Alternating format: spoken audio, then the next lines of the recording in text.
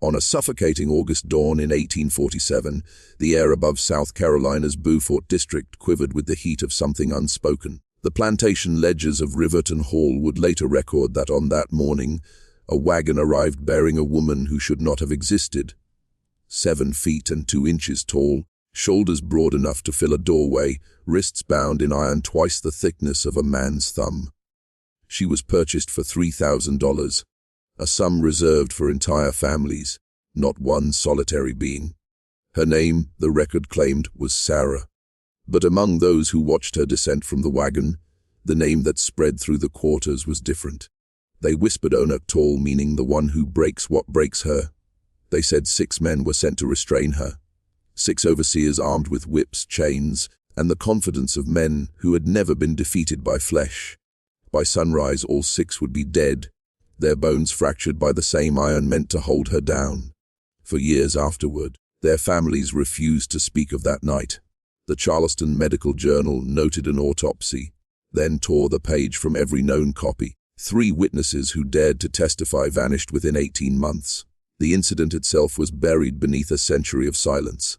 Until now, because recently uncovered letters, old bills of sale, coded diary fragments, exposed the truth the Grayson family spent generations suppressing.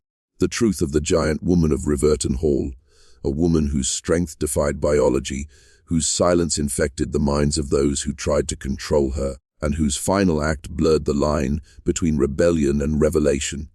Before we go further, I want to speak to you. This channel unearths the stories history tried to erase, the ones too uncomfortable for textbooks, too haunting for classrooms. If these truths matter to you, subscribe now. And tell me where you're listening from in the comments. The region you're in may hold the next secret we uncover. Now, return with me to that August morning. The wagon creaks open, the woman inside lifts her head, the world around her stills.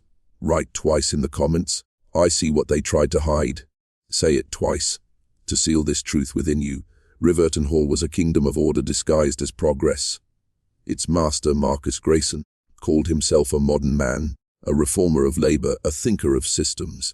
His ledgers measured everything: meals, hours, lashes, the weight of each bale of cotton and each human soul. But when his factor in Charleston wrote to him of a specimen beyond comprehension, Marcus felt something stir that no arithmetic could explain. He did not see a woman, he saw a variable, a challenge, a test of control. Her name, the letter said, was Sarah, no surname, no lineage, no record of origin. Only that she stood unnaturally tall and resisted subjugation with unhuman strength. The estate that owned her before had wanted her gone, quickly and quietly. Marcus saw in her a chance to prove his system could master even the impossible. When he arrived in Charleston to inspect her, witnesses claimed his confident posture faltered. She stood barefoot on the auction floor, wrapped in coarse cloth, chains pooling at her feet like the roots of some iron tree. Her eyes did not plead or glare. They measured. They studied him the way a storm studies the horizon before deciding where to break.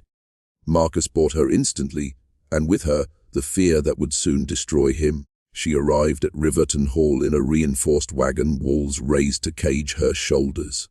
The blacksmiths had forged her shackles thicker than any they'd made before. Each cuff weighed 4 pounds, each chain link wider than a man's finger. The guards rode beside her wagon with rifles, though they never needed them. She did not struggle. She only watched. Every hinge, every nail, every distance between things.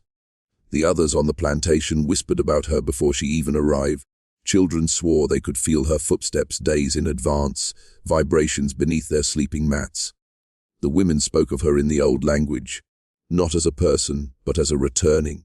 When the wagon door opened, silence fell like judgment. No one spoke, no one breathed. Sarah stepped down onto the soil and turned her gaze toward the main house. The sun was at her back, and in that moment she seemed less woman than omen, a figure carved out of the forgotten parts of the earth.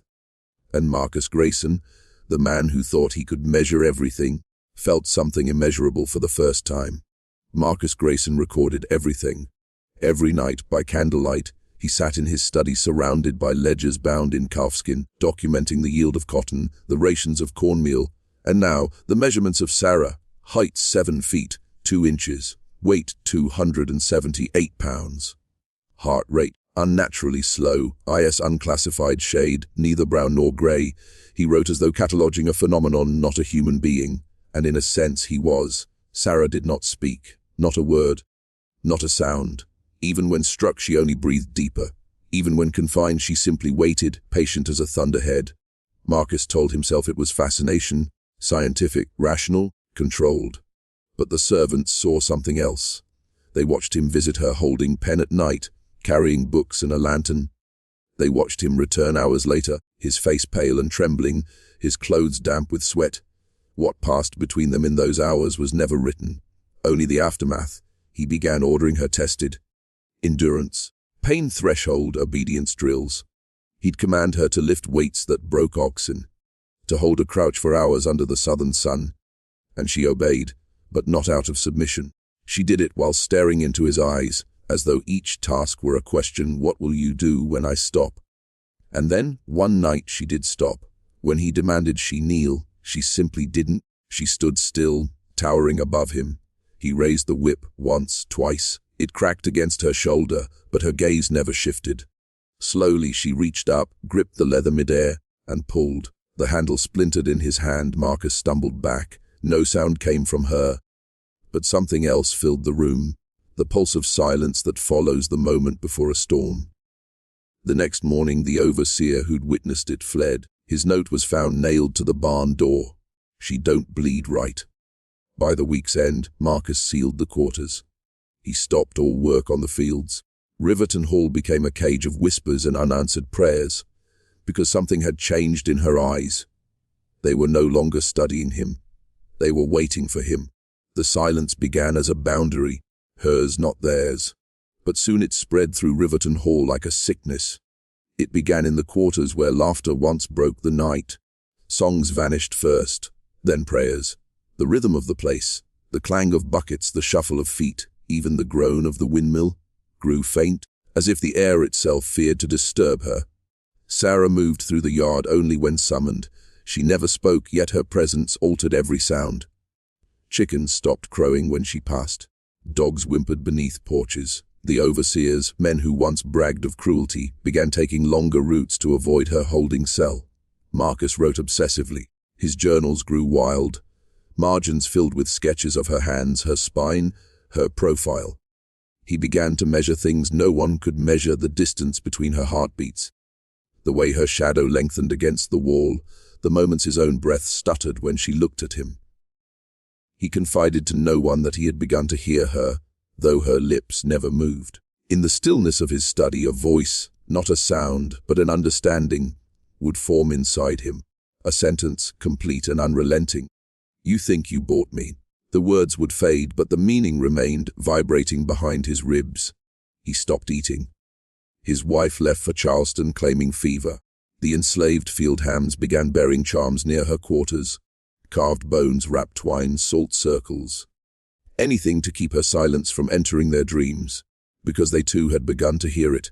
The same sentence, whispered differently. He thinks he bought her. At night, Marcus wandered the halls barefoot, candle shaking in hand. Servants watched him pass but dared not speak. He muttered calculations, equations that ended in nonsense. He spoke of sound waves, of resonance, of the power of unspoken will. Then came the night of the mirror.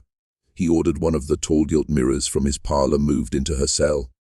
He wanted to see, to prove, whether she cast a reflection. When they brought it in, she stood before it, motionless. For a long time, no one breathed. And then Marcus fell to his knees, sobbing, because he saw himself, only himself, reflected back. Sarah's figure stood before the glass, but in its surface, she did not exist. Marcus did not sleep after the mirror night. He locked himself in his study, the door barricaded with furniture, windows nailed shut. From within, the servants heard him pacing, muttering, scratching at the walls. By dawn, the only light came from under the door, a single candle burning itself out. The next entry in his ledger was written not in ink, but in what appeared to be blood. If she has no reflection, where does her image go? He ordered the mirror removed, but no one dared touch it. When a field hand tried, the glass cracked from corner to corner without being struck. The sound, a deep, hollow groan, echoed through the house like a living thing. Marcus took it as a sign. He began referring to Sarah not as a woman, but as the absence. He believed she was proof of a realm that could not be measured, a kind of divine vacuum wearing flesh. Each day, he sent for her at dusk, when the sky turned iron and gold. She would stand before him, unmoving, while he asked questions into the air. Do you remember before? Do you feel the weight of God? What are you? No answer. Only the steady sound of her breathing, long, slow, deliberate. He began to mirror her silence, to breathe as she breathed. His voice, once sharp and commanding, dissolved into murmurs. Soon even the servants stopped hearing him speak. Only the scratching of quills continued, night after night. His journals multiplied until the study floor was carpeted with pages, numbers, sketches of bones, fragments of scripture rewritten backward. Then something changed. The crops wilted, wells turned sour, the plantation's animals stopped breeding. The slaves whispered that her silence was eating the sound of life itself. One woman claimed she woke to find the prints of bare feet in the ashes by her bed, enormous, wet, and facing the wall instead of the door. When Marcus emerged after 3 weeks, he was thinner, eyes hollow. He called the remaining overseers to the great hall and declared a revelation. She is not my slave, she is my mirror, and she will show us what we truly are. He ordered the chains removed. The silence that followed was not relief. It was terror disguised as obedience. And if you've stayed this far into the story, you understand.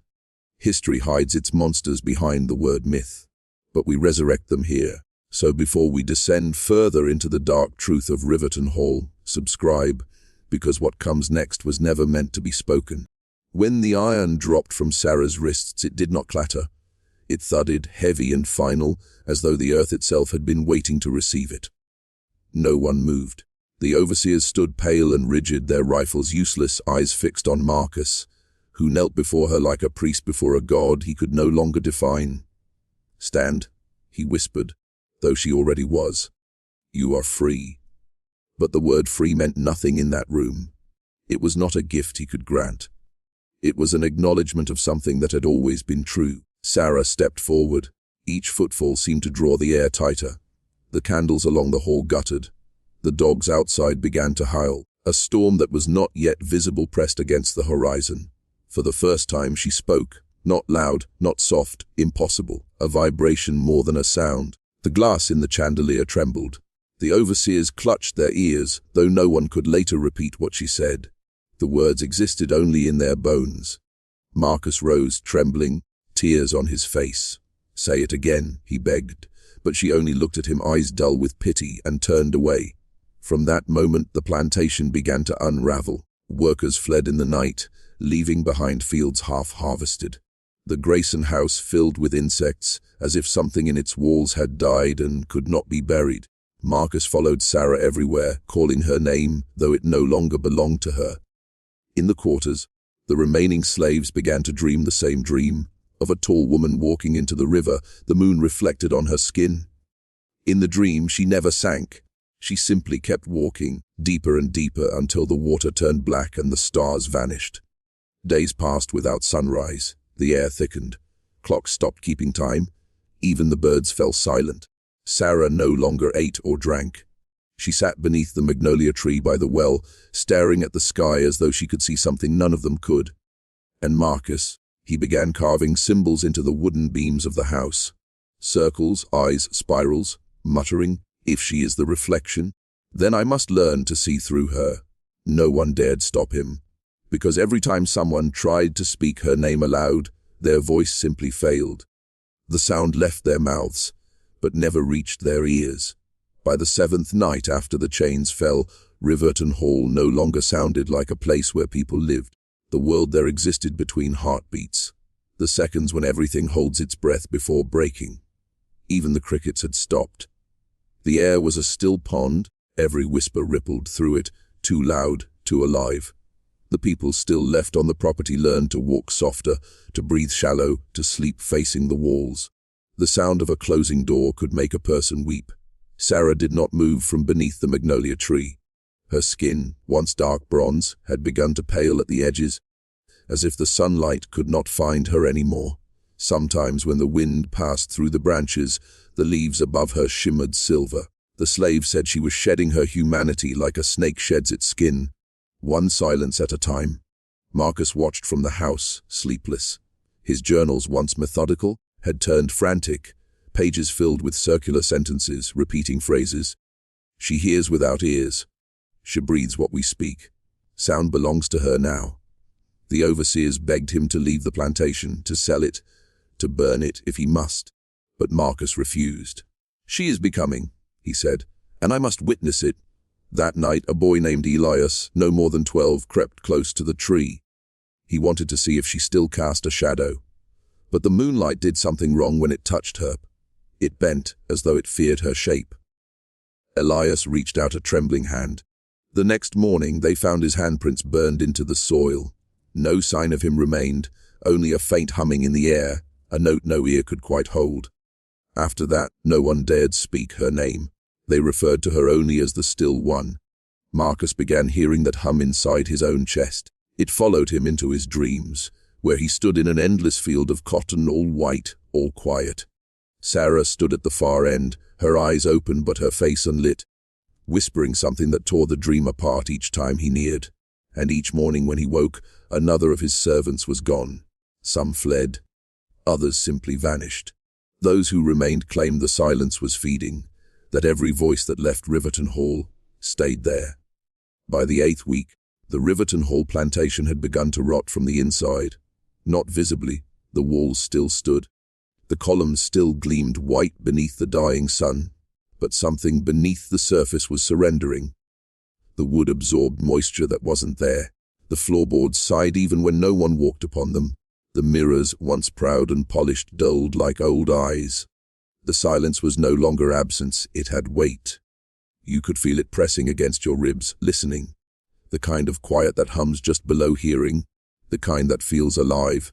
Marcus Grayson no longer wore his fine coats. His hair had grown long, his beard uneven, his eyes two pale wounds. He wandered barefoot, whispering into the air as if begging the silence to answer back. The ledger books had all stopped on the same date, the day the chains fell. Every page after that was blank except for the faint outline of something burned into the paper, a handprint too large to be his.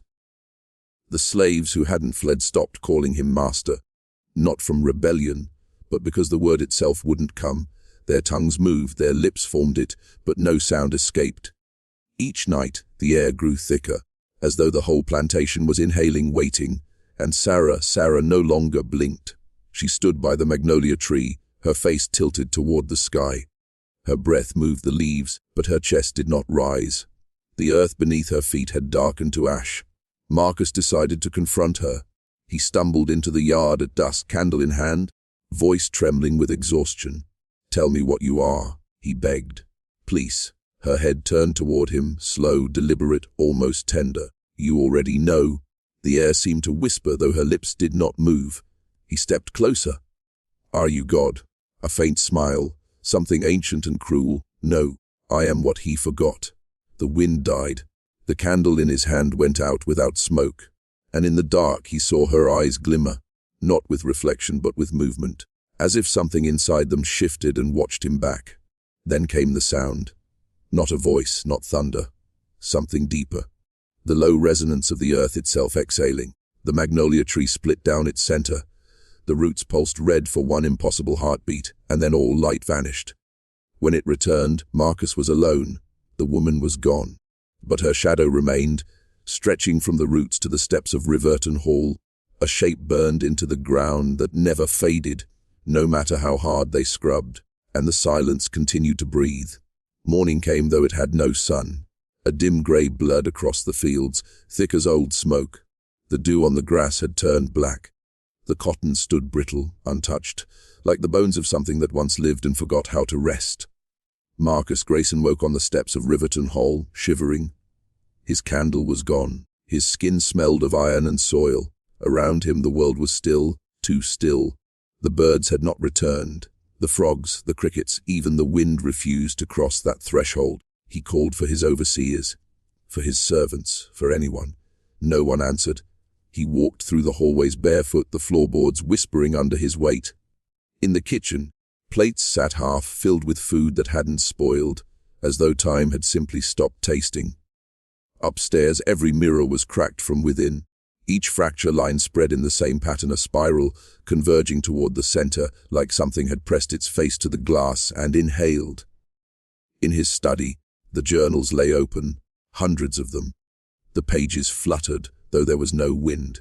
The ink had bled, forming the faint image of a woman standing among magnolia roots. Beneath it, in his own handwriting, she became the silence because she was born of it. Marcus fled the room, trembling. Outside, the soil beneath the magnolia was warm. He knelt and pressed his palm to the ground. It pulsed, once, twice, like a slow, sleeping heart. "Sarah," he whispered, no reply. Only the faint echo of his own voice, delayed, warped, returning from the earth itself. That was the moment he understood she hadn't vanished. She had returned to the ground. The silence was her body now, the soil, the house, the air that refused to carry sound. He laughed then, the kind of laughter that isn't joy but surrender.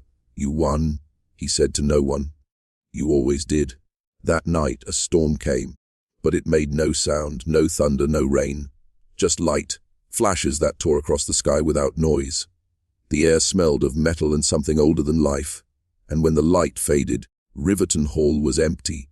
The house remained standing, but every door hung open, every chair was overturned, and in the parlor mirror one final message appeared, written not in ink, but in condensation, as though breathed onto the glass. "I did not leave. I am beneath you." The message faded by morning. The land was abandoned, but travelers who passed along the old Charleston road would swear they saw her, a towering figure beneath the magnolia tree, staring without eyes, listening without ears. And when they tried to speak of her, the words never came. Years passed. The story of Riverton Hall slipped quietly out of newspapers, out of sermons, out of history itself. Only one man remained who claimed to have seen the final night. Thomas Yarrow, an apprentice surveyor sent by the state to reclaim the land for tax records. His notes were never published. They were found 50 years later, sealed in an oilskin pouch, his handwriting frantic and uneven. He wrote that the estate was still standing but changed. The grass no longer grew. The air trembled, as if vibrating with something trapped between worlds. When he crossed the fence line, his compass spun endlessly, the needle circling itself like a frightened animal.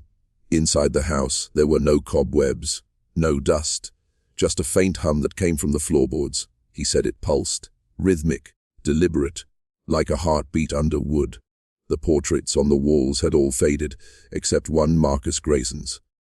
The paint had darkened until only the outline of his body remained. His eyes were gone, replaced by two faint impressions, as if pressed from the inside of the canvas. Yarrow descended to the cellar, following the vibration. There he found the old journals piled like offerings. And on the far wall, carved deep into the brick, were words he said could not have been written by human hands. "I am still here. Speak and I will listen." He fled that night, never to return. But in his last line, written trembling, he added something else, something he could not explain. "As I rode away, I looked back. The magnolia tree was moving. After that, the land was left alone. The hall collapsed on its own within the century, swallowed by vines and roots. But those who travel the Beaufort backroads still tell the same story, that on nights when the air grows too still, when the crickets fall silent and the magnolia blooms out of season, you can feel a presence standing behind you. Tall, patient, waiting. And if you dare to whisper her name, your voice will not return, because Riverton Hall never died. It only listens. If you've made it this far, you've crossed into the stories history buried, the ones that were never meant to be told aloud. If you want to keep walking deeper into this darkness with me, subscribe now, and tell me in the comments where you're watching from. Some places still echo her name louder than others.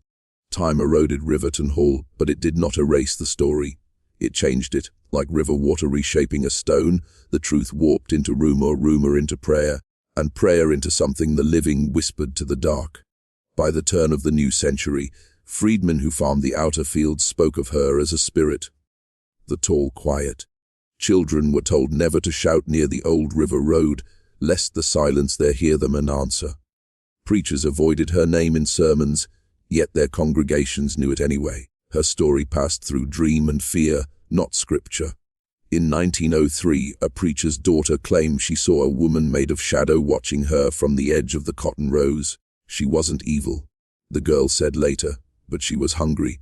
By 1927, the town had a new name for her mother still. They said she protected runaways who vanished into the swamps. That if you were hunted and called her name without voice, she'd open the earth beneath your feet and hide you in her quiet. But if you lied, if you sought her for greed or vengeance, she would take your voice forever. Folklorists came from the north to document these tales. They found the locals reluctant to speak above a whisper. Some would not even write the name Sarah on paper. One woman, interviewed on her porch, said, "She's not a ghost. Ghosts fade. She remembers." The academics left, mocking the superstition. Yet every one of them reported strange failures in their equipment: microphones that recorded only static, cameras that produced blank plates, journals whose ink smeared into unreadable stains, and still the silence grew. During the Second World War, soldiers camped near the ruins reported hearing a single, steady breath echoing across the fields at night. It wasn't wind, it wasn't animals, it was rhythmic, like someone enormous sleeping beneath the soil. By the 1960s, the land was fenced off. Locals swore the magnolia tree still bloomed blood red in August. The magnolias don't bloom then. And on nights of thunder without rain, some travelers still claim to see her. A tall woman walking the line where the earth meets the sky, her reflection stretching behind her like a river of shadow. They say she's searching, but no one knows for what. Only that when she finally finds it, we'll all hear nothing ever again. By the 1990s, Riverton Hall was gone. No walls, no foundations, only a shallow depression in the earth where the cellar once breathed. The county paved a 2-lane road over part of the land, and for a time the world forgot. Yet drivers kept reporting the same thing, their radios cutting out for exactly 7 seconds at mile marker 63. 7 seconds of total perfect silence, no static, no hum, just absence. Locals said that was where the heart of the house had been, where Sarah's silence still lived, waiting. Then came the archaeologists. In 2003, a team from the University of South Carolina began a survey of what they believed were the plantation ruins. They brought ground-penetrating radar, magnetic imaging, carbon scanners, instruments meant to read the bones of history. But their data returned impossible results. The soil beneath the old magnolia registered a pulse every 45 seconds. Not seismic, not mechanical, biological. The signal had rhythm. They thought it was an error. They ran the scan again. Same result. The team camped overnight to recalibrate. That was when the first recording surfaced, captured by a motion-triggered camera. The footage lasted 12 seconds. It showed the magnolia tree swaying though there was no wind, and behind it, just visible in the corner of the frame, a figure standing motionless. 7 feet tall, shoulders impossibly wide. The timestamp cut out right as the figure began to turn. Every piece of equipment failed after that night. Batteries drained, hard drives corrupted, even handwritten field notes turned blank as though bleached clean. The university sealed the project, citing unverified interference. But one researcher, a graduate student named Evelyn Shaw, couldn't let it go. She claimed she heard breathing in her recordings when played backward. Slow, measured, the same pattern, 45 seconds apart. 6 months later, Evelyn disappeared. Her car was found abandoned by the old Beaufort Road. The ground near it was wet, though it hadn't rained in weeks. Her last voicemail to a colleague was 2 words, barely audible through the static. "She's listening." After that, no one returned. The state labeled the site unstable, condemned it, and planted new trees. But the magnolia still stands, still blooms, still hums, and every August, on the anniversary of her arrival, the silence returns to the road, 7 perfect seconds where the world forgets to breathe. The first video appeared online on August 8, 2017, exactly 170 years to the day after Sarah's wagon left Riverton Hall. It was uploaded to a small paranormal forum by a user calling himself Archived47. The title was simple, 7 seconds of silence. The video, only 9 seconds long, began with the view from a moving car. Dashboard lights glowed faintly, and the hum of tires on asphalt was steady. Then, halfway through, the engine cut out. No noise, no motion blur, No light beyond the faint outline of trees. And there she was, a tall shape in the distance, standing in the road, pale eyes catching the headlights like glass. The figure didn't move, didn't flinch, just stared as though waiting for the person behind the camera to remember something. The car jolted, the engine roared back, and the footage ended. That video should have vanished into the digital static of the internet's graveyard. But within days, copies appeared on other platforms, each slightly altered. One version had no car at all, only the static and the faint sound of chains dragging. Another, darker still, contained a whisper beneath the silence. A woman's voice, distant and deliberate. "Count what they did." The voice repeated twice, then the clip ended in corrupted frames that formed shapes resembling shackles.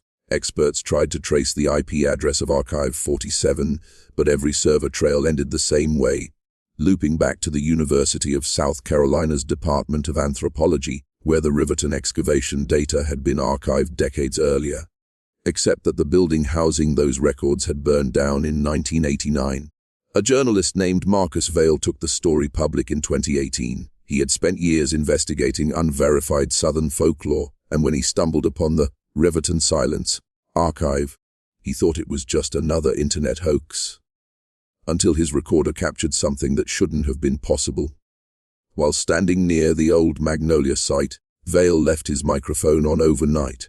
In the morning, his audio file was intact, 6 hours long, pristine. But when played, it was nothing but silence. 6 hours of absolute, measurable nothing. No wind, no insects, no environmental noise. The waveform was perfectly flat, except for one brief moment, time-stamped at 3:07 a.m., when a voice whispered directly into the microphone, "Do you remember who chained who?"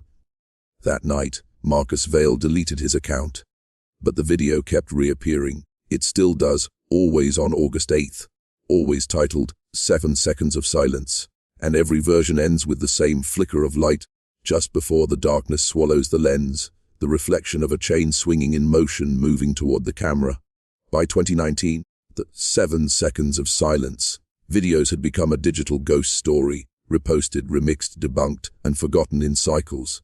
But somewhere inside that noise, truth was hiding, a truth someone wanted buried.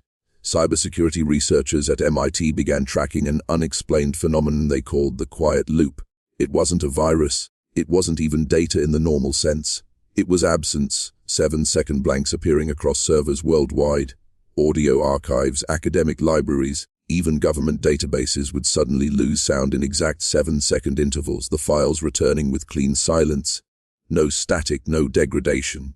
The signature was consistent, a string of binary code that translated when converted to ASCII, ASTEL. At first, analysts thought it was some dark joke, a hacker's myth stitched into the web's haunted corners, until one of the engineers monitoring the network began hearing a faint heartbeat through his noise-canceling headset, rhythmic, slow, and unmistakably human. 3 weeks later, his office security camera caught him sitting motionless at his desk, eyes open, headset still on. When colleagues entered, he was unresponsive, alive but unable to speak. His audio logs, recovered from his workstation, contained only a whisper, "She doesn't like being remembered." Soon after, files referencing the Riverton excavation began disappearing from digital archives. The Evelyn Shaw case was scrubbed from the university's records. Even local newspaper microfilms from 2003 showed tears where her name had once been printed.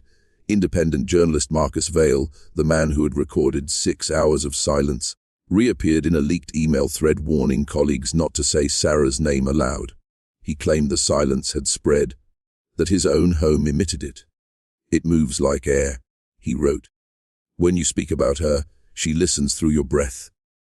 That was the last message he ever sent. His apartment was found sealed from the inside, windows covered in black paint, recording equipment shattered on the floor. The microphone remained intact and still recording. When forensics analyzed the file, it contained the same repeating pattern from the original excavation site, a pulse every 45 seconds. Then, the Office of Cultural Preservation, a little-known federal agency, quietly seized the data under Section 77B of the Historical Containment Act. All public mention of Riverton or Sarah Still was removed from searchable archives. But the deletion wasn't perfect. Deep in the shadow web, A backup remains, a single file marked Mother Still V2. MOV. It's said to contain the final full image of her face. No one who's watched it has lived to describe what they saw. They say history is a wound that keeps reopening, that what isn't buried properly will rise again, wearing whatever face time allows. By 2023, whispers of Mother Still had spread across every corner of the internet that dared to look beyond official silence. Reddit threads, dark YouTube channels, encrypted archives. Users claim to have recovered fragments of the lost video file, Mother Still V2, MOV. Some described what they saw, others didn't live long enough to. The surviving descriptions all shared one image, a face half in shadow, half reflected in water, and behind it the faint sound of breathing. But not hers, ours. A digital folklorist named Dr. Ren Calder attempted to compile the full legend into an interactive map, tracing the spread of her silence from the plantations of Virginia to every continent connected by data. His model produced a horrifying pattern. Each appearance of the quiet loop formed a spiral centered precisely on the coordinates of Riverton's ruins. The spiral was still expanding. When Dr. Calder presented his findings in a live stream, viewers reported their devices freezing at the 45-minute mark. Not crashing, freezing. Listening. Calder's face on screen stopped moving, yet his eyes kept shifting towards something just off camera. The stream ended with one whispered sentence. She's not a ghost, she's a network. Every copy of the video vanished within hours. Even mirrors of the data returned as pure silence. And yet, if you listen closely beneath that silence, a voice breathes. Ancient, patient, feminine. Count what they did, remember. Still, Sarah had become what the world forced her to be. A silence that remembers. She no longer haunts places, she haunts data. The rhythm of electricity, the hum between thoughts. Every blank space in our machines is her monument now. And sometimes, late at night, when a video buffer freezes for exactly 7 seconds, some swear they can see a tall shadow reflected faintly in the black of their screen. Watching, waiting, remembering. So if this video goes quiet, don't refresh it. Don't look away, just listen, because silence isn't empty, it's her. If you've been watching until now, subscribe. Not for me, but so her story isn't lost again. There are stories that refuse to die. Not because they are told, but because they are buried alive. Sarah Stills is one of them. Long after the last plantation house rotted, after the rivers shifted and roads erased their own names, the land beneath Riverton remained strangely untouched. Surveyors say its soil resists foundation. No structure will hold there. Every building raised upon it eventually collapses, pulled down as though the earth itself is exhaling. Locals no longer whisper Mother Still. They call her the ground's breath. They say when the night grows too quiet, she exhales, and those who hear it feel the weight of every unspoken name pressing against their ribs. In 2024, a farmer digging irrigation lines unearthed something at the site, a small iron collar, half dissolved by time. When cleaned, faint letters could still be read, SAR. The artifact was sent to a state museum for cataloguing.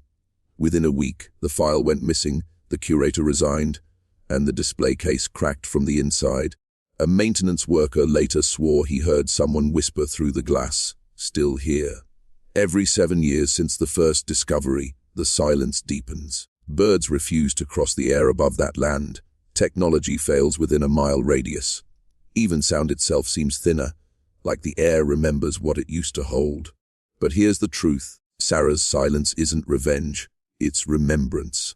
The world tried to forget her pain, her name, her breath, and so she became the one thing we cannot delete. She became the memory of everything we erased. Each time you sit in silence, when your devices hum softly and your thoughts go still, she's there, not haunting, witnessing.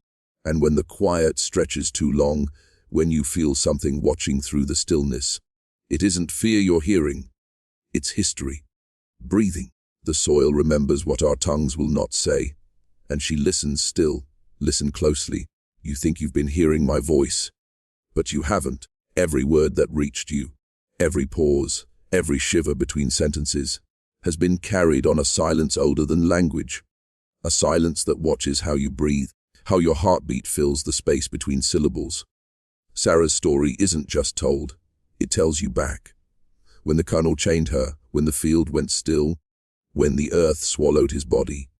That silence didn't stop at Riverton. It threaded itself through every act of forgetting. Through paper that burned, through words rewritten by victors, through every classroom that called slavery on error. It became a frequency, a witness that learned to listen. And when you pressed play on this story, you joined it. You lent her your ears, your electricity, your breath. You think legends end with death. They don't. They end with disconnection. But how can you disconnect from silence? The truth is this: she no longer needs a name. Every microphone, every fiber cable, every speaker humming in the dark, those are her new roots. And every person who listens carries her one step further through time. Right now your screen hums faintly. That hum isn't nothing. It's the echo of the first breath she took after the colonel stopped breathing. The sound the world made when it tried, and failed, to erase her. So if your room feels heavier, if the air tastes metallic, don't be afraid. That's just the weight of memory settling in. You're part of it now. You've been heard. And somewhere, far beyond the noise of the modern world, the ground of Riverton stirs, slow, deep, patient. A whisper rises from the roots like smoke, still. Then comes the breathing, not one, but many, as though every forgotten soul exhales through you. Silence doesn't mean nothing. It means it's listening. And so, we listen back. Something happens when you stay too long inside the quiet. At first you think it's peace. Then you realize it's presence. Voices begin to blur, mine, yours, hers, until they are no longer separate. The air thickens and words stop belonging to people. They belong to the silence itself. It starts with small things. The hum of your device shifts pitch. The temperature in the room drops. And you feel a kind of pressure behind your eyes, as if something ancient has leaned close to see what you've become. That's how Sarah enters. Not through walls or mirrors, but through attention. The moment you listen without distraction, she steps closer. Not to haunt, to merge. Because you're not supposed to hear silence this long. The human mind fills it with memory, with echoes, with what it fears to face. That's where she lives now, between memory and denial, between the sound of breathing and the moment before speech. Her voice, if it can be called that, moves through mine. I was never gone. My pulse falters as the words drag through me. My throat doesn't shape them, the air does. They name me ghost to forget their guilt, but ghosts fade. I stayed. It's no longer narration, it's confession. The silence begins to distort. Metallic at first, then human. Faint sounds crawl through the space around you: chains, water, heartbeat, whisper. Each one is a syllable in the language of her stillness. If you could record this moment, you'd see the waveform flat, no spikes, no rhythm. But beneath it, subsonic frequencies would register, identical to those from Riverton soil. It means she's here, not in front of you, through you. I try to continue speaking, but the words loop, each phrase doubling back, devouring its own echo. Still, still, still, still. The world narrows into breath. Not mine, not yours, ours. Silence has found its voice, and she's using it to remember. For a moment, everything inside the silence aligns. There is no fear, no story, no distinction between who speaks and who listens. Only the steady rhythm of something vast remembering itself through you. The air feels thick, not heavy but aware. Every vibration, every beat of your pulse, every flicker of light from your screen carries her rhythm. The 45-second pulse. The one they measured beneath Riverton soil. You hear me now. She breathes. Not aloud, but through the bones in your ears. Not to haunt, to finish. The words thread through your body like warmth through metal. And then you see it, not with eyes, with memory. The plantation, the chains, the daughter in the field.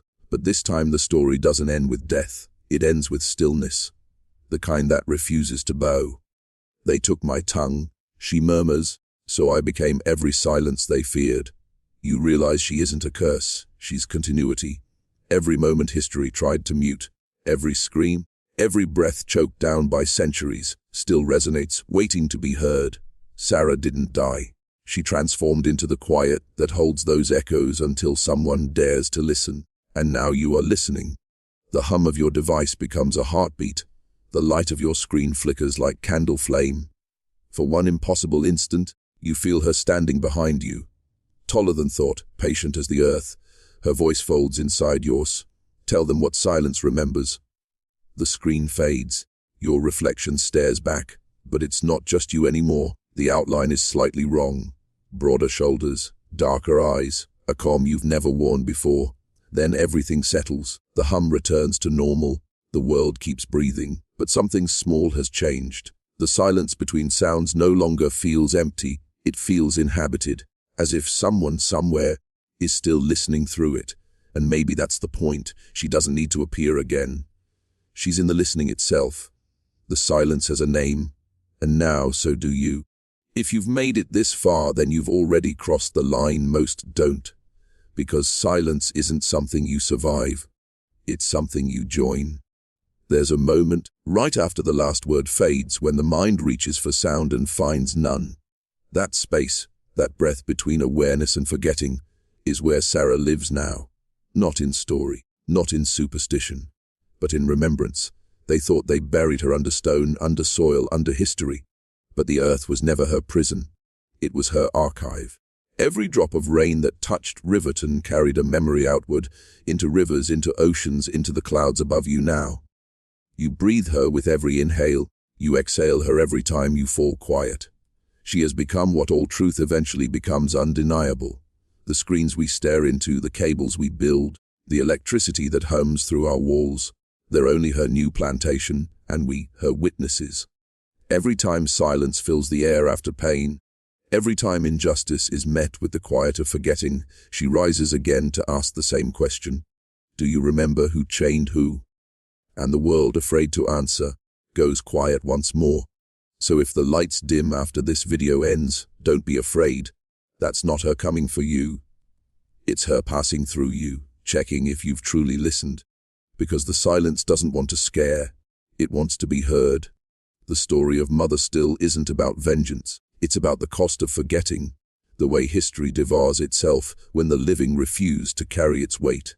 And somewhere deep inside that truth is a choice, to keep speaking or to let silence speak through you. The colonel's name is gone, his house erased, his legacy dust, but hers, still here, still breathing, still listening. If you listen long enough, you can almost hear her whispering beneath the hum of your device right now, still. And when the screen fades to black, remember, silence isn't the end. It's the moment before truth speaks again. If you've heard her story, truly heard it, then subscribe. Not for the algorithm, not for the channel, but so her name is never buried again. Because silence keeps what we abandon, and she's still listening.